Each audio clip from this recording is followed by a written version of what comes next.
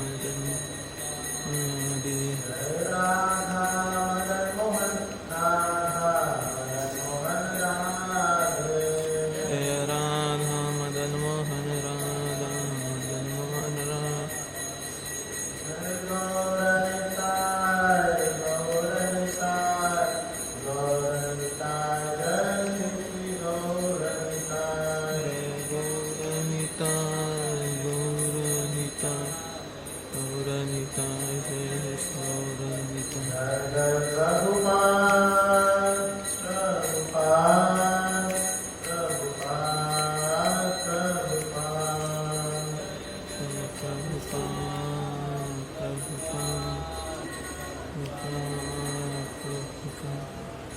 श्री हरिनाम संकीर्तन की जय, श्री प्रभुपाद की जय। ओम नमो भगवते वासुदेवाय। ओम नमो भगवते वासुदेवाय। ओम नमो भगवते वासुदेवाय। नमो भगवते वासुदेवाय। ओम नमो भगवते वासुदेवाय। ओम नमो भगवते वासुदेवाय।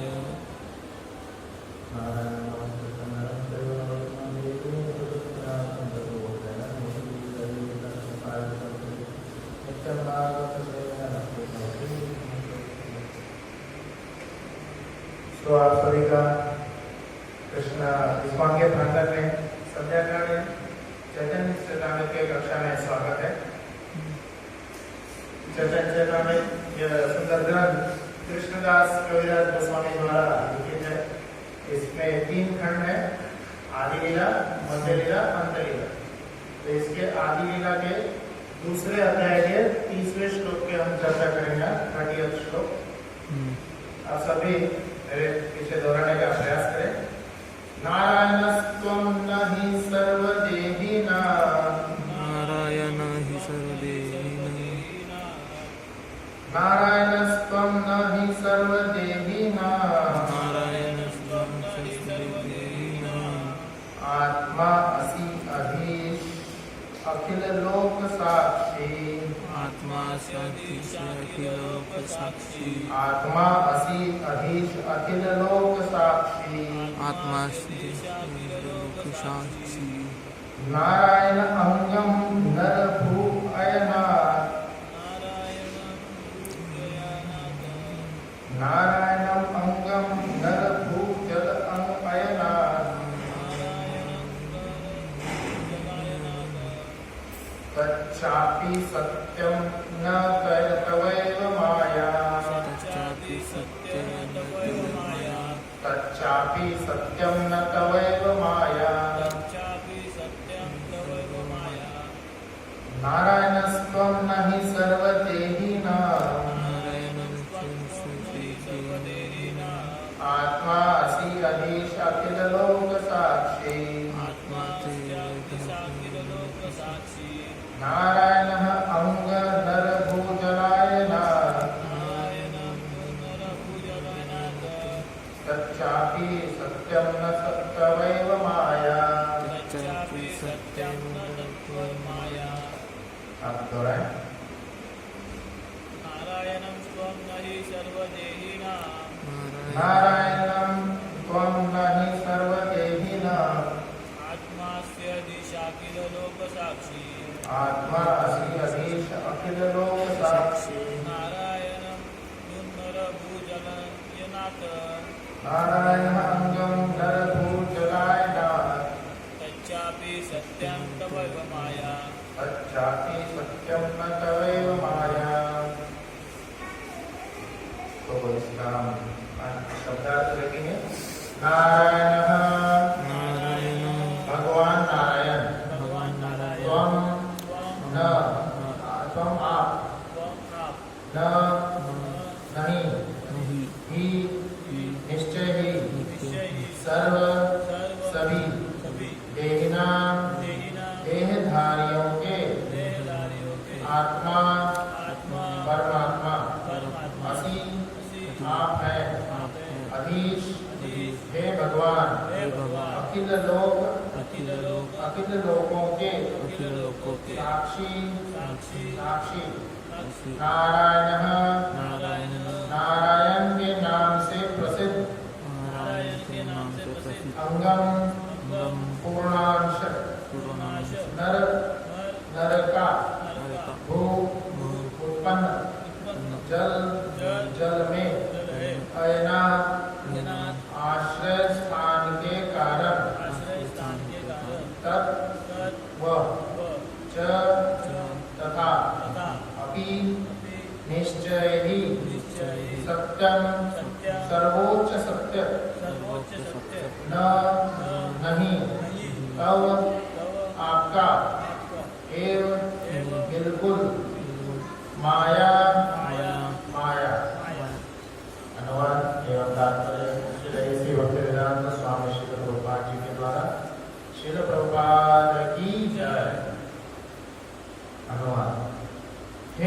प्रभुओं के प्रभु, आप सारी सृष्टि के दृष्टा हैं। आप निसंदेह हर एक के प्रियतम प्राण हैं। तो क्या आप मेरे पिता श्री नारायण नहीं हैं?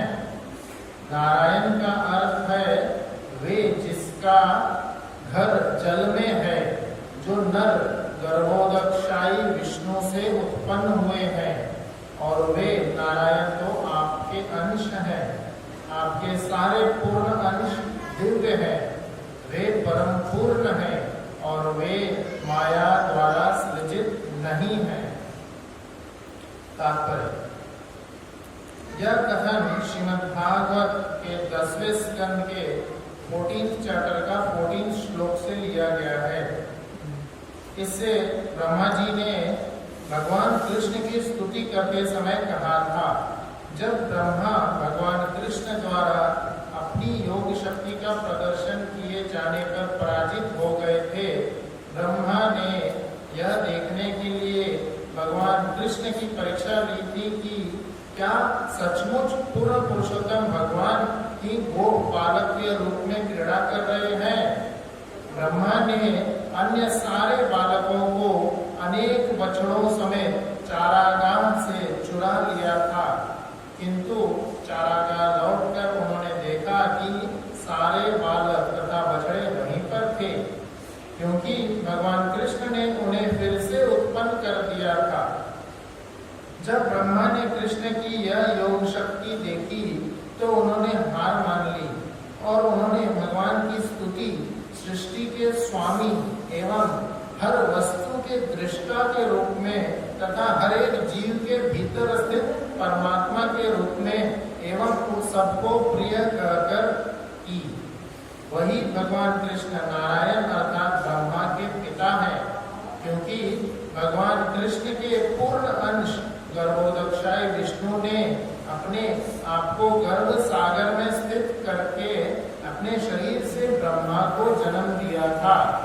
कारण सागर में महाविष्णु तथा जन जन के हृदय में परमात्मा रूप क्षीरोदकशायी विष्णु भी परम सत्य के दिव्य विस्तार हैं।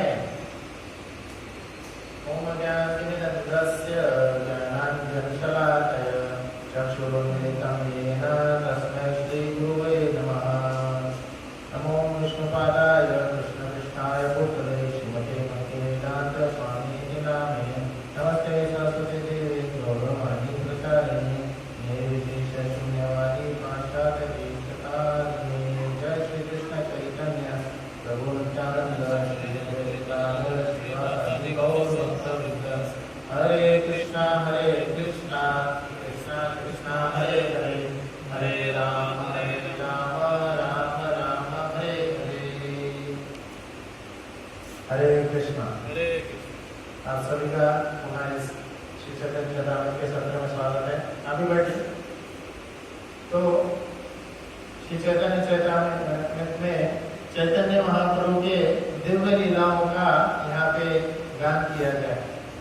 चैतन्य महाप्रभु अपने परिकरों के साथ आते हैं, तो उन परिकरों से आशीर्वाद प्राप्त करते हुए हम एक मंत्र गाएंगे। आप मेरे पीछे दोहराइए। जय जय श्री चैतन्य जय नित्यानंद। जय जय श्री चैतन्य जय नित्यानंद। जय अद्वैत चंद्र जय गौर भक्त वृंद। जय अद्वैत चैतन्य गौर भक्त वृंद। जय जय श्री चैतन्य जय नित्यानंद। जय जय श्री चैतन्य जय नित्यानंद। जय अद्वैत चंद्र जय गौर भक्त वृंद। जय अद्वैत चंद्र गौर भक्त वृंद। जय जय श्री चैतन्य जय नित्यानंद। जय जय श्री चैतन्य जय नित्यानंद। जय अद्वैत चंद्र जय गौर भक्त वृंद। जय अद्वैत चंद्र गौर भक्त वृंद। हरे कृष्णा। हरे कृष्ण। उपस्थित सभी वरिष्ठ वैष्णवों से आशीर्वाद की याचना करते हुए आज के इस सत्र का प्रारंभ करता हूँ। आज का यह सुंदर श्लोक ब्रह्मा जी के प्रार्थना से लिया गया है। श्रीमद् भागवतम में टोटल 12 स्कंद है। 12 स्कंद में से जो 10वां स्कंद है उसमें कृष्ण के सुंदर लीलाओं का वर्णन किया गया है। तो उसमें कृष्ण जब प्रकट होते हैं, हालांकि कृष्ण ब्रह्मा जी द्वारा किए गए स्तुति से ही प्रकट हुए थे। ब्रह्मा जी जब क्षीर सागर में जाकर के सभी देवताओं के साथ जब वो वहां पे जाते हैं, तब पुरुष सूक्त प्रार्थना द्वारा भगवान को बुलाते हैं और भगवान से कहते हैं कि हे कृष्ण, हे मधुसूदन, अभी बहुत आपत्ति आ चुकी है, आपके आने का भी समय हो चुका है, तो हमें जैसे आप हमेशा रक्षा प्रदान करते हैं, हमारी रक्षा के लिए, हमारे उद्धार के लिए आप आइए। तो उन्हीं ऐसे बहुत लंबा पुरुष सूक्त प्रेयर्स उनका चलता है और उसी प्रार्थना का रेस्पॉन्ड करते हुए कृष्ण यहाँ पे आए थे। कृष्ण जब यहाँ पे आए तो ऐसी दिव्य लीलाएं वो प्रस्तुत कर रहे थे, इतनी सुंदर सुंदर दिव्य लीलाएं प्रस्तुत कर रहे थे कि स्वयं ब्रह्मा जी भी विमोहित हो जाते हैं। ब्रह्मा भी विमोहित हो जाते हैं और वह आश्चर्यजनक होकर के देखते रहते हैं, क्या यही कृष्ण है? क्या यही पूर्ण पुरुषोत्तम भगवान श्री कृष्ण है? आदि पुरुष, जिनको की सारे वेद शास्त्र जिनका गुणगान करते हैं, जिनकी स्तुतियां उत्तम श्लोकों से गाई जाती है, जिनके लिए स्वयं शिव जी, ब्रह्मा और आदि जो बड़े विष्णु है स्वयं जिनसे उत्पन्न हुए हैं, क्या यही कृष्ण है? तो ये कैसे हुआ था? कृष्ण ने उस समय अघासुर नाम के राक्षस का वध किया था। अघासुर सर्प के रूप में आए थे और बहुत लंबे सर्प के रूप में आए थे। उन्होंने यहाँ पे बहुत उत्पात मचाया था। जय श्री श्री राधा मदन मोहन जी की जय, श्री श्री गौर निताय की जय, श्रील प्रभुपाद की जय। तो उन्होंने बहुत उत्पात मचाया था और कृष्ण उनका आसानी से वध कर देते। अघासुर उन राक्षसों में से था जिनसे स्वयं ब्रह्मा जी भी डरते थे। ब्रह्मा जी, इंद्र, वरुण, ऐसे बड़े बड़े जितने भी देवता हैं, सभी उस अघासुर से डरते थे। तो जब अघासुर और कृष्ण का युद्ध हो रहा था, सारे देवतागण बादलों के पीछे छुप गए थे कि कहीं अघासुर हमको देख न ले और बाद में आके अगर बच गया कृष्ण से तो हमसे बदला लेगा। पर अघासुर को कृष्ण ने ऐसे ही मार दिया, जैसे कि मशरूम को कोई बच्चा जाकर, छोटा सा जो मशरूम होता है उसको कोई बच्चा ऐसे खेल खेल में जैसे उखाड़ देता है, अघासुर के वैसे ही कृष्ण ने प्राण खेल दिए। कृष्ण के लिए ये तो कोई बड़ी बात थी नहीं। और उसके बाद में तो आकाश में हर जगह, सब जगह नगाड़े बजने लगे, सब जगह ढोल बाजे सब जगह बजने लगे कि देवताओं का परम शत्रु जो था अघासुर मारा गया। और इतने जोर जोर से नगाड़े सब बज रहे थे, ढोल बाजे बज रहे थे कि ब्रह्मा लोक तक की आवाज जाती है। तो हम अभी पृथ्वी लोक पे रह रहे हैं। पृथ्वी लोक के ऊपर 7 लोक हैं। स्वर्गलोक बीच में से आता है, सबसे उच्चतम लोकों में आता है ब्रह्मलोक। तो ब्रह्मा जी तक आवाज चली गई और ब्रह्मा जी देखते हैं, पूछते हैं अपने सेवकों से कि क्या हुआ, इतना जोर से आवाज क्यों हो रहा है? तो वो क्या कहते हैं कि अघासुर मारा गया, अघासुर मारा गया।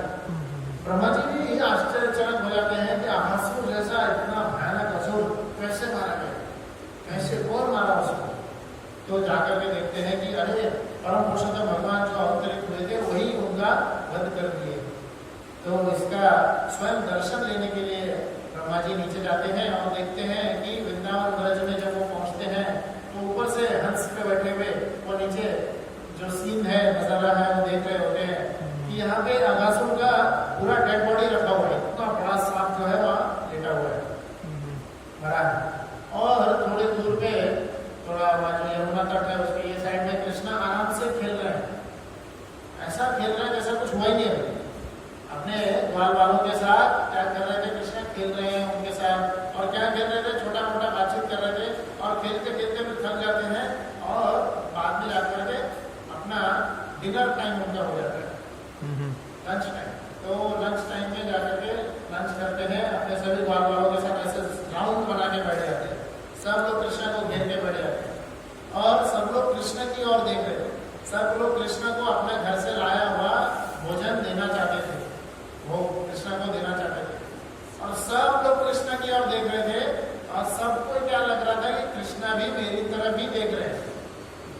जैसे कि मैं आपकी तरफ देख रहा हूँ तो मैं इनकी तरफ नहीं देख रहा हूँ, मैं इनकी तरफ नहीं देख रहा हूँ, तो बाकी सबको क्या लग रहा था कि सब कृष्ण हमारी तरफ नहीं देख रहे हैं, कृष्ण हमसे ही रिश्ता निभा रहे हैं, हमारा ही मौन दे रहे हैं। तो ऐसे दिव्य लीला कृष्ण आसानी से कर सकते। तो ऐसा सुंदर उनका आनंद ले रहे थे। वो बोल रहे थे, देखो कान्हा मेरी मम्मी ने क्या बना के दिया, और ये देखो, ये टेस्ट करो, ये टेस्ट करो। ऐसे कई सारे बालकगण जो थे, कई सारे गोगन जो थे, कृष्ण को अपने घर से लाया हुआ खिला रहे थे। और कान्हा को, कृष्ण को अलग अलग जो वन में जो श्रृंगार के जो चीजें उत्पन्न थी उससे सजा रहे थे।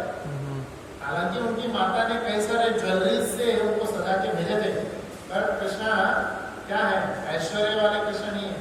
कृष्णा माधुर्य रस के वहाँ पे आदान प्रदान करते हैं, वात्सल्य रस, सात्य रस का आदान प्रदान कर रहे होते हैं। तो इसी तरह से कोई बालक, वो बालक वहाँ पे कोई फूल ला करके देता है, कृष्ण को यहाँ लगा देता है, कोई लड़ी जो है फूल की लड़ी ऐसे ला के लगा देता है, कोई पत्ता ला के लगा देता है। तो वन के नैसर्गिक आभूषणों से कृष्ण को सजा दी, और फिर सुंदर रूप से सब लोग ऐसे भोजन का आदान प्रदान कर रहे थे। इवन कोई कोई टेस्ट करके भी दे रहा था, देखो कहाँ मेरे माँ ने लड्डू बना के दिया है, ऐसे लड्डू बना के उनको दिए में लड्डू खिला रहे थे, कोई दूसरा व्यंजन खिला रहे, तो अन्य अन्य कई सारे व्यंजनों से खा रहे थे। और फिर एक समय आता है कि जब सब लोग देखते हैं कि उनकी जो गाय थी वो उनको थोड़ा नजर नहीं आने लगी, थोड़े समय तक नजर आ रही थी, पर गाय धीरे धीरे चढ़ते चढ़ते कहीं और चली जाती है। फिर सब लोग बहुत हताश हो जाते हैं, बहुत परेशान हो जाते हैं, बोलते हैं कन्हैया कन्हैया हमारे गाय सब कहाँ गए, हम लोग कैसे जिएंगे, हमारे जीने का तो आधार ही गाय है। तो क्योंकि वो वैश्य परिवार से थे, तो इसके वैश्य कृष्ण भगवद्गीता में बोलते हैं, वैश्य का क्या है, कृषि गोरक्षा वाणिज्यम 18वें अध्याय में बोलते हैं वैश्य कैसे अपना जीवन व्यतीत करते हैं, कृषि के जरिए, खेतीबाड़ी के जरिए, गो रक्षा गाय की रक्षा के जरिए, वाणिज्य मतलब बिजनेस के जरिए। तो वैश्य के ये 3 कार्य बताए गए हैं, खेतीबाड़ी, बिजनेस और गो रक्षा। तो गाय चली गई थी उनकी, तो कैसे वो आगे का अपना जीवन व्यतीत कर पाएंगे। तो इसलिए वो सब कृष्ण से रिक्वेस्ट करते हैं। तो कृष्ण क्या बोलते हैं, आप चिंता मत करो, आप यहीं पे अपने खेत का, अपने भोजन का आनंद लो, मैं बस यूं गया और यूं सभी गायों को लेके आ जाता। तो कृष्ण अपने हाथ में दही और राइस लेके चलते हैं, दही भात लेकर के, और खाते खाते सुंदर से कृष्ण नीले रंग के पीतांबर वस्त्रधारी और सर पे मोर मुकुट लिए हुए सुंदर से कृष्ण गाते गाते जा रहे हैं, गायों को बुलाते हुए जा रहे हैं। गायों के समूह का एक एक नाम था, उन सभी को नामों से बुलाते हुए जा रहे हैं, और सभी को देख रहे हैं कि अरे कोई दिख नहीं रही, दूर दूर तक भी चले गए कृष्ण, कहीं कोई गाय दिख नहीं रही। तो कृष्ण को क्या लगा कि गाय लोग हमें हमसे पहले ही वापस चले गए होंगे, शायद दूसरे रास्ते से वापस चले गए होंगे। तो कृष्ण वापस जाते हैं, और जहाँ पे ग्वाल बाल के वहाँ पे जाने के बाद देखते हैं ग्वाल बाल गायब हो गए, ग्वाल बाल भी उस जगह पे नहीं है। तो कृष्ण थोड़े समय के लिए आश्चर्य होते हैं, पर क्योंकि कृष्ण परम पुरुषोत्तम भगवान है, वही कृष्ण है जो कि परमात्मा के रूप में हमारे हृदय में है, सभी के हृदय में है, तो वो आसानी से जान गए कि ये किसकी खेल है। स्वयं ब्रह्मा जी आए हैं, अपना कुछ तो जादूबाजी कर रहे हैं, अपनी करतूत दिखा रहे हैं। तो कृष्ण हंस देते हैं, और कृष्ण ब्रह्मा जी को एक तरह से टेस्ट करने के लिए, ब्रह्मा जी कृष्ण को टेस्ट कर रहे थे, कृष्ण ब्रह्मा जी को चकना देने के लिए क्या करते हैं, कई सारे जितने भी बाल थे, जितने भी गाय थी, सभी कृष्ण स्वयं विस्तारित हो जाते हैं। तो जो भी ड्रेस बाल सब पहने थे, सारे एज इट इज ड्रेस, जो बगल्स जो बाजार होते जो होता है बाल बजा रहे थे, जो गाय थी, बछड़े थे, एज इट इज सब कृष्ण स्वयं बन जाते। मतलब कृष्ण ही वो बाल है, कृष्ण ही वो सभी के साथ भ्रमण करने लगते हैं, और नित्य कई सारे लीलाएं उनकी फिर एज इट इज चल रही है। पहले कृष्ण असली ग्वाल वालों के साथ खेल रहे थे, अभी कृष्ण खुद के साथ खेल रहे हैं, जो कि वो स्वयं ही ग्वाल बने हुए। तो अभी ये जो ब्रह्मा जी लेके जाते हैं इन सबको ऊपर लेके चले जाते हैं और फिर वापस आते हैं। तो ब्रह्मा जी उनको एक जगह पे रख करके वापस आते हैं इधर चेक करने के लिए, इधर क्या हो रहा है, इधर का मजा देखेंगे। हरे कृष्णा देखेंगे कि अरे उनके बाल नहीं है तो कृष्णा क्या सोचेंगे, है ना। तो इस तरह से जब ब्रह्मा जी आके देखते हैं वहां पे सब कुछ ऐसा है, कुछ बिगड़ा ही नहीं, जैसे गौरवाल थे वैसे के वैसे ही है, जैसे गाय थी वैसे की वैसी गाय सब है, कहीं कुछ हुआ ही नहीं चेंज। ब्रह्मा जी ने भी सिर चढ़ा गया, ब्रह्मा जी भाई कुछ मैंने सही में छोड़ के आया ही नहीं, ब्रह्मा जी ऊपर देख रहे नीचे देख रहे सिर चढ़ा गया। 4 मुख वाले ब्रह्मा जी उनका भी सिर चढ़ा गया और बोले कि मैं हार गया, अब मुझसे मैं कृष्ण का और टेस्ट नहीं कर सकता। वो पहचान गया कि यही है परम पुरुषोत्तम भगवान श्री कृष्ण, यही है आदि पुरुष। और फिर वह जाकर के कृष्ण के सामने नतमस्तक हो जाते हैं, उनके सामने गिर जाते हैं, उनको सॉरी बोलते हैं, माफ कर दीजिए मैं आपका भ्रम में पड़ गया था, मैं आपसे टेस्ट कर रहा था। आप अखिल लोक के जितने भी लोग हैं, जितने भी ब्रह्मांड है, सभी के आप अधीश हैं, स्वामी हैं। हम लोग कोई एक परिवार के स्वामी हो सकते हैं, कोई एक एरिया के, कोई एक घर के 2 BHK 3 BHK फ्लैट के स्वामी हो सकते हैं, पर कृष्ण अखिल लोक के स्वामी हैं, अखिल लोक के स्वामी। ऐसे कृष्ण को ब्रह्मा जी प्रार्थना कर रहे हैं और बोल रहे हैं नारायण अंगम नर भू जलायमान। आप जल में अयन करते हैं, शयन करते हैं, जल में शयन करने के कारण नर नारायण, नारायण का अर्थ क्या होता है, नर का अर्थ है जल, अयन मतलब रहना, शयन करना। तो जल में आप रहते हैं इसलिए आपका नारायण नाम पड़ा। नारायण का एक और अर्थ है कि जितने भी नर हैं, हम सब जो नर हैं, जो भी देहधारी हैं, उन सभी के आप स्वामी हैं, तो इसलिए आपका नाम नारायण है।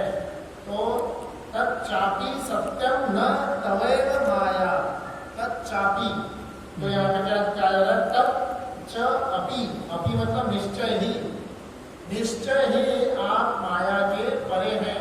हम सभी बद्ध जीवात्माएं हैं, हम माया के अधीन हैं, पर कृष्ण जो कि है माया के स्वामी हैं, माया के भी अधीश है, माया के भी स्वामी हैं। ऐसे कृष्ण को ब्रह्मा जी नतमस्तक होकर प्रणाम करके आते हैं, मुझसे हुए गए भूल को आप क्षमा करिए, ऐसे ब्रह्मा जी वहां पे प्रणाम कर रहे हैं।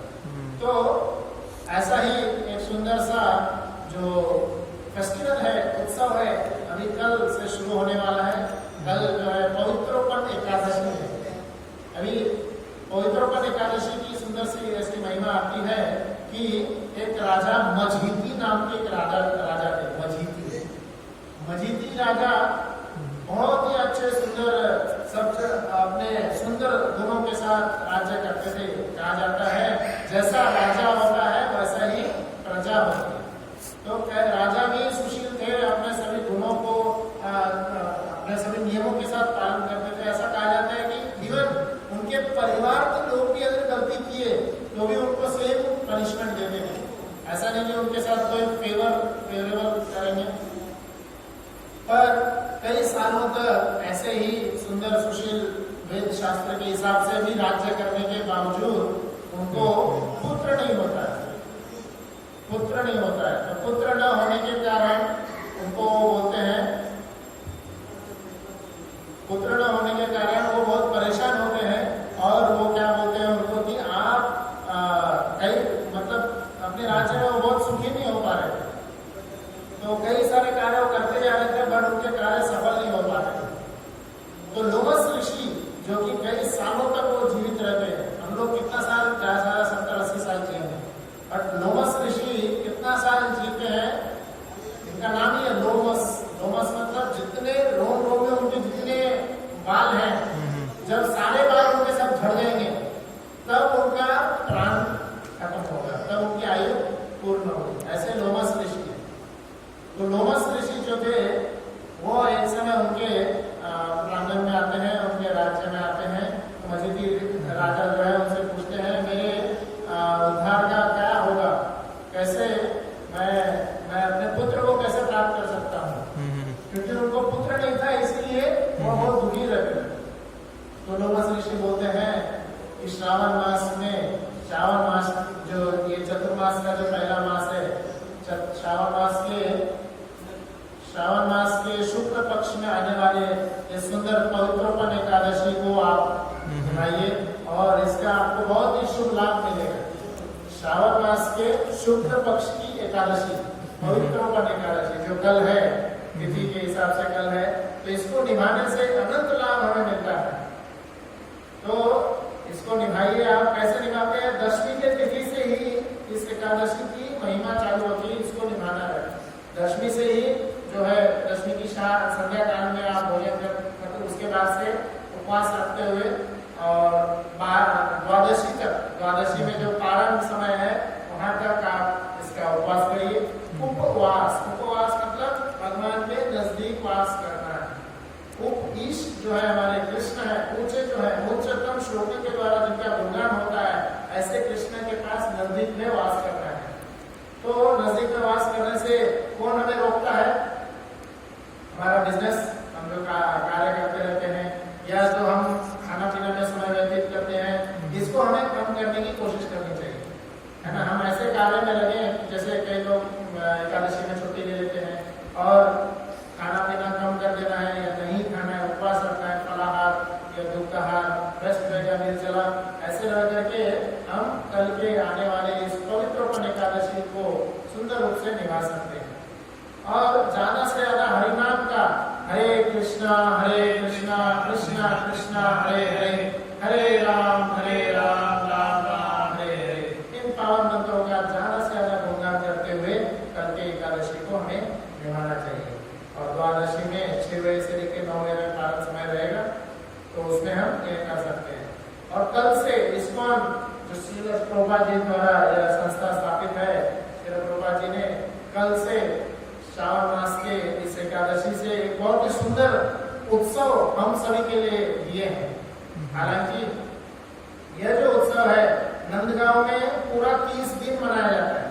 वृंदावन में जो नंदगांव है पूरा 30 दिन मनाया जाता है। जगन्नाथ में 13 दिन मनाया जाता है। अन्य जगह पे उसके जगह के हिसाब से उस समय मनाया जाता है। इस्कॉन में प्रभुपाद जी बोल रहे हैं 5 दिन मनाने के लिए। ये एकादशी से लेकर के पूर्णिमा, जो बलराम जी का जो प्राकट्य दिवस होगा 22 तारीख को, उस समय तक इसको मनाने के लिए बोले। तो कल से झूलन यात्रा जिस उत्सव है, यही जो प्रभुपाद जी बोल रहे हैं, झूलन यात्रा, ये महामहोत्सव चालू होने वाला है। तो झूलन यात्रा खुशियों का महान ये उत्सव है। जैसे अभी बारिश इतना सुंदर रूप से हर जगह आ गई है, बारिश का मौसम चालू हो चुका है, तो बारिश के आने से हर जगह हरियाली छा जाती है और सारा जो प्रकृति है अपने आप को सजा लेती है फूलों से, और जितने भी नए नए सब झाड़ सब उग जाते हैं, नए नए पत्ते आ जाते हैं, उनसे प्रकृति अपने आप को सजा लेती है। इसलिए कुछ दिन पहले हमने क्या उत्सव मनाए थे? हरि तीर्थ मनाए थे। तो ऐसा उत्सव मनाए थे और उसमें क्या था, क्यों मनाए रहे थे? उसमें भगवान को हरे रंग में सजाते हैं हम लोग, पूरा हरा रंग का डेकोरेशन होता है और भगवान को हरा रंग का कपड़ा पहनाया जाता है, हरा रंग का माला सा पहनाया जाता है, तुलसी का पूर्ण माला पहनाया जाता है, और इस तरह से हरि तीर्थ मनाते हैं कि अब पूरी धरती जो है हरी हो चुकी है। जो पहले जो समर सीजन था, ग्रीष्म ऋतु था, उसका जो प्रभाव है अभी कम हो गया। तो इसी समय से, उसी दिन से अभी पूरा महीना भर तक फिर सुंदर सुंदर रिमझिम बारिश होती रहती है और ठंडी ठंडी हवा चलती है।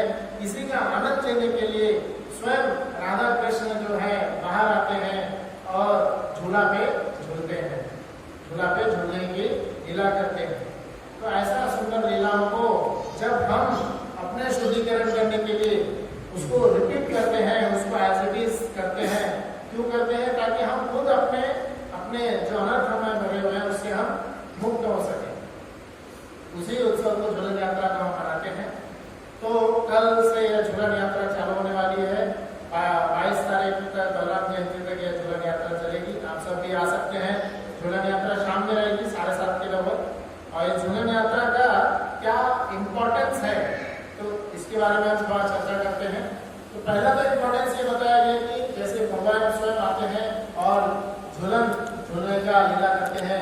इस सुंदर वातावरण में जो अभी बारिश आ रही है, प्रकृति अपने आप को सजा रही है, ऐसे सुंदर वातावरण को महसूस करते हैं, एंजॉय करते हैं, ऐसा झूला झूलते हुए वो लीला प्रस्तुत करते हैं। और दूसरा ऐसा आता है कि ऐसे लीला जब हम कर रहे हैं तो कृष्णा हमें 3-4 सीख दे रहे होते हैं। सबसे पहला जो है, तो ये जो झूला है, झूला कैसे झूलता है, ऊपर जाता है और जितनी स्पीड से ऊपर गया उतनी ही स्पीड से नीचे आता है और उसके कारण फिर वो उधर जाता है। ऐसे ऐसे स्विंगिंग एक्शन, ऊपर नीचे होता है। तो इस तरह से भगवान के हर कार्य दिव्य होते हैं। जय श्री राधा मदन मोहन जी की जय, श्री गौर निताय की जय, श्रील प्रभुपाद की जय। भगवान के हर कार्य दिव्य होते हैं। इसलिए भगवान भगवत में बोलते हैं, जन्म कर्म च मे दिव्यम यो मे वेति तत्वतः तत्वा देहम पुनर्जन्म नायति मामिति सतम। मेरे जन्म और कर्म सब दिव्य है। इसको अगर आप तत्व रूप से समझोगे, ना कि अफवाहों से, व्हाट्सएप, फेसबुक, इंस्टाग्राम, ये सब जो अफवाह चल रहा है उधर से नहीं सुनना है।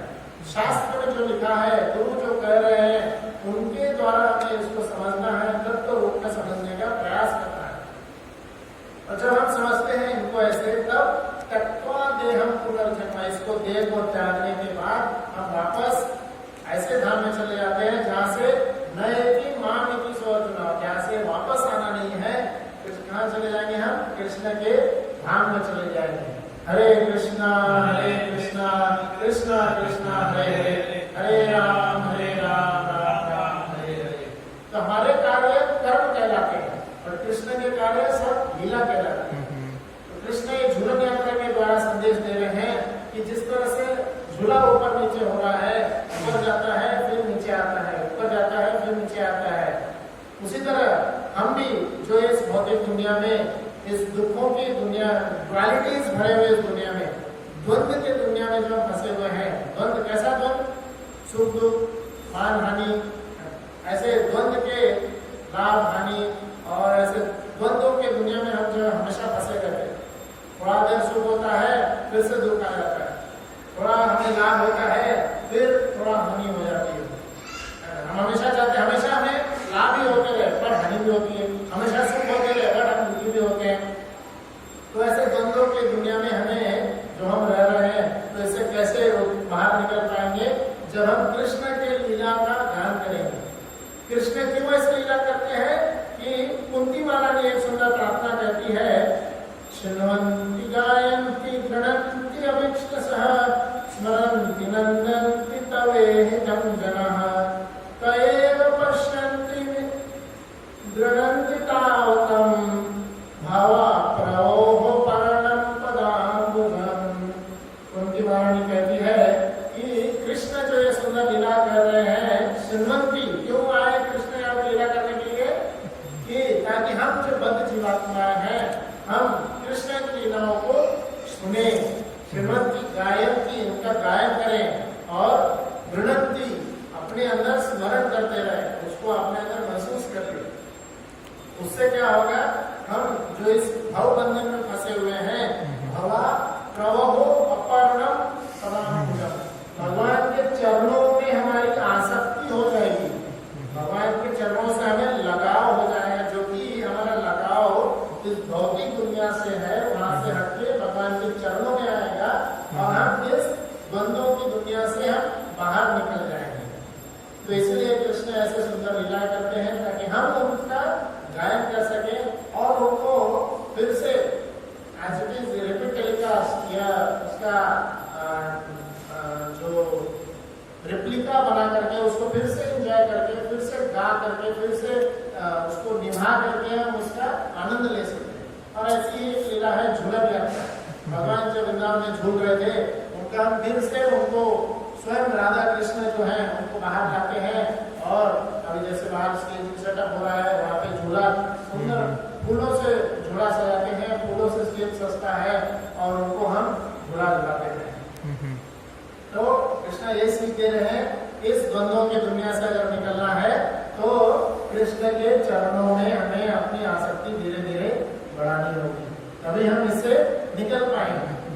दूसरा और एक और सीख देते हैं कि क्योंकि झूला खुद से नहीं झूलता है, झूला तो हमें झूलाना पड़ता है, ऐसे धक्का मारना पड़ता है तभी झूला झूलता है।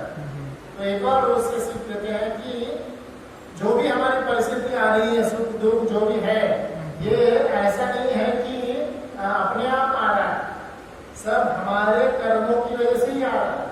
हमने ही अपने कर्म जो है पिछले जन्म में ऐसे किए हैं कि हमने अपने कर्म को ऐसा धक्का मार दिया कि अब वो आगे क्या हो रहा है हमारे ऊपर ही वापस जो आता है। जैसा कर्म हम करेंगे वैसा ही हमें फल प्राप्त होगा। इसीलिए जो है ये झूलन यात्रा के जरिए अपने आप को जो हम अपने इस भौतिक कार्यों में लगे हुए हैं उससे निकल करके बाहर आकर के जो कृष्ण जो स्वयं खड़े हैं, इसलिए चैतन्य चरितामृत में श्लोक है, प्रतिमा नहीं तुम्हें साक्षात ब्रजेंद्र नंदन, जो साक्षात कृष्ण राधा कृष्ण खड़े हैं उनको हम बाहर ला करके उनको झूला झुलाते हैं और अपने इस भवबंधन से निकलने का उपाय करते हैं। तो ऐसा उत्सव जो है उत्साह के साथ हमें मनाना चाहिए और कृष्ण को अपने हृदय में धीरे धीरे स्वागत करने की कोशिश करनी चाहिए। हरे कृष्णा कृष्णा कृष्णा हरे हरे राम राम राम हरे हरे। इन महामंत्रों के उच्चारण के जरिए हम कृष्ण को अपने हृदय में ला सकते हैं और हमारे हृदय में जो कल्मश भरे हैं, काम क्रोध लोभ मोह मद मत्सर्य, ऐसे बड़े बड़े जो कल्मश भरे हुए हैं, इनका धीरे धीरे अंत होते जाएगा और हम निर्मल स्वच्छ होंगे और वापस हम अपने धाम भगवान धाम वापस जा पाएंगे। तो आप सभी लोग आज के सत्र में आए, आप सभी का धन्यवाद। किसी का कोई प्रश्न? तो आज का हम सत्र समाप्त करते हैं यहाँ पे। श्रील प्रभुपाद की जय, चैतन्य चैतन्य की जय। हरे कृष्ण।